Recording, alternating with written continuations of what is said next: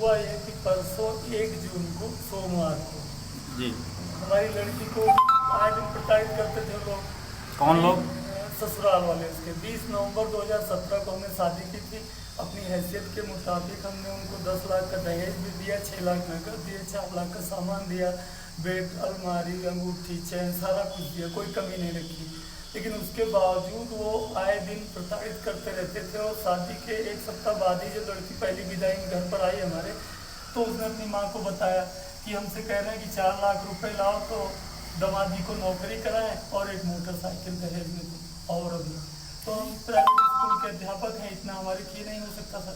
क्यों शादी में आपने गाड़ी नहीं दी थी क्या? शादी में गाड़ी नहीं थी। उन्होंने नगद रुपए 6 लाख लिए थे और 4 लाख का सामान लिया था, जिसमें 3 सोने की अंगूठी थी, गले की चैन थी, बर्तन थे, कपड़े थे, बेड था, त्रिवेणी अलमारी थी, फ्रिज था, कूलर था, सब कुछ लिया था, LCD वगैरह सारा सामान उसमें लिया था। अब हैसियत के मुताबिक हर दिए और सदैव उनको खुशामदी करते रहे। उनके पैर भी पड़ते थे कि हमारी एक लड़की ज़िंदगी भर कमा के आपको ही देंगे।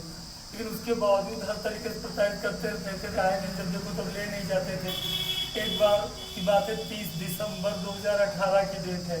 उस दिन हमारे दामाद जी मारपीट करके ससुर ने भी मारा, ननद ने भी मारा, सास ने उसकी चुट्टी वगैरह खींच के मारा और घर हमारे छोड़ गए सड़क पर, घर के दरवाजे के सामने दामाद। और ये धमकी दे गए कि अगर कोई कार्रवाई की या अगर हमारे घर दोबारा ये लड़की भेजी आपने तो इसको जला के मार देंगे, या प्राइवेट स्कूल में जहाँ पढ़ाने आती तो रोड एक्सीडेंट में मरवा देंगे इसको, ये जहर दे देंगे, ये धमकी भी थी।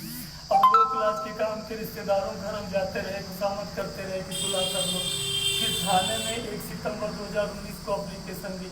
सम्राट लोगों के सामने बैठ के, शीतलपुर कृष्णकांत यादव जी थे, तुलसीपुर के कमरुज्जमान अंसारी थे, सबके सामने बैठ के फैसला हुआ कि आप ले जाएंगे और कोई गलती नहीं होगी, कोई तकलीफ नहीं देगी। तब से वही थी हमारी लड़की। लेकिन फिर वही रवैया वो अपना। अब ऐसा क्या हो गया? अब सर 1 जून को जो है उन्होंने मारा पीटा और यहाँ तक कि हद करके उसकी जान लेने के लिए उसको जहर तक दे दिया। और जब जहर दे दिया तो मुश्किल से वही दोपहर का समय था और लड़की किसी प्रकार मौका पाके एक कॉल की हमारे पास कि पापा हमें जहर दे दिया। कैसे पुष्टि हुई कि जहर उसको दिया गया है? ये अस्पताल में जब गए तो डॉक्टर ने बताया जहर है, पॉइजन केस है, लड़की में बेहोश मिली CHC हर गाँव में। और जब रेफर किया उन्होंने तो फ़ोन पर बताया एम्बुलेंस को कि जहर केस है, जल्दी से आ जाओ, ले जाओ। और जो रेफर किया, कागज़ दिया, उस पर पॉइजन लिख के दिया उन्होंने। सीतापुर इलाज जब हुआ तो जब वहाँ से डिस्चार्ज किया उस कागज़ पर भी पॉइजन लिखा हुआ है कि पॉइजन का केस है। अब आपकी लड़की कैसी है? अब अभी अस्वस्थ है, घर पे दवा चल रही है। जब वहाँ से कोरोना के मरीज हैं तो ज़्यादा रोकते नहीं अस्पताल में शाम को। अच्छा, उसके बाद अब आपने क्या किया है? उसके बाद हम घर रात में लड़की को ले आए थे और रात में 10 बजे थाने में जा करके सारा वाक्य अपना जो एप्लीकेशन बना के दिया था तो उसमें ससुराल में नाम लिखे थे जी। तो वहाँ पे हमारी रिपोर्ट लिख ली उन्होंने लगभग 10:30 बजे रात में। बड़े साहब ने, 4 साहब ने लिख ली और रिपोर्ट की हमें नकल भी मिल गई। अगले दिन कल मिल गई थी 2 तारीख को। और उसके बाद अभी कोई कार्रवाई नहीं हुई, कोई जाँच नहीं हुई अभी तक। FIR कब आपने की थी? ये 1 जून को रात में 10:30 बजे लिखी गई हमारे पास। जब अस्पताल से आए तो तुरंत सीधे थाने गए हम। अभी तक कोई कार्रवाई हुई? अभी तक कोई वहाँ से आया नहीं। FIR काफ़ी तो हमें मिल गई है लेकिन अभी और कोई कार्रवाई नहीं हुई। शुभ नाम? राम नरेश सुखी। सर कहाँ के निवासी हैं? ये लहरपुर रोड मोहल्ला 30 हर गाँव के रहने वाले, सीतापुर जिले में पड़ता है। कल सुबह हम जैसे ही उठे तो हमारे ससुराल में हमारे बड़े पापा और हमारे ससुर आए नीचे।